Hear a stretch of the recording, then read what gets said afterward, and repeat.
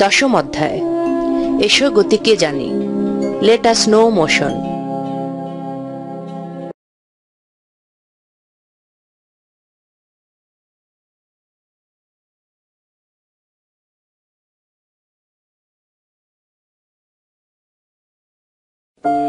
এই অধ্যায় শেষে আমরা স্থিতি ও গতি ব্যাখ্যা করতে পারব।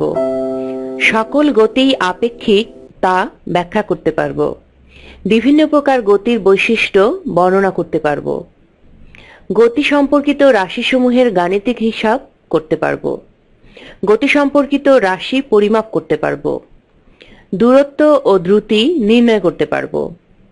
দ্রুতি পরিমাপে স্টপওয়াচ সুনিপুণভাবে ব্যবহার করতে পারব। অতিরিক্ত গতি কিভাবে জীবনের ঝুঁকি বয়ে আনে তা ব্যাখ্যা করতে পারব। ভ্রমণকালীন নিরাপত্তা ব্যবস্থা ব্যাখ্যা করতে পারব। ভ্রমণকালে সঠিক নিরাপত্তা ব্যবস্থা গ্রহণে নিজে সচেতন হব এবং অন্যদের সচেতন করব।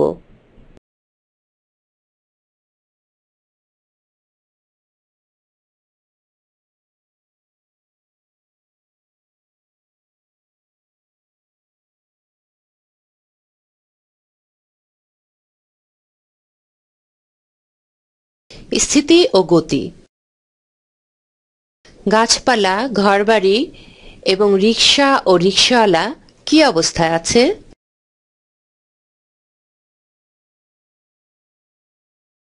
গাছপালা ও ঘরবাড়ি স্থির এবং রিকশা ও রিকশাওয়ালা গতিশীল অবস্থায় আছে।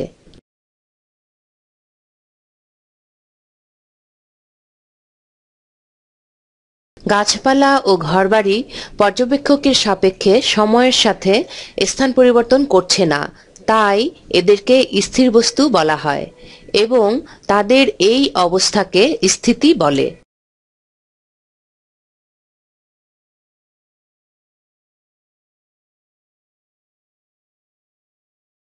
রিকশা ও রিকশাওয়ালা পর্যবেক্ষকের সাপেক্ষে সময়ের সাথে অবস্থান পরিবর্তন করছে, তাই এদেরকে গতিশীল বস্তু বলা হয় এবং তাদের এ অবস্থাকে গতি বলে।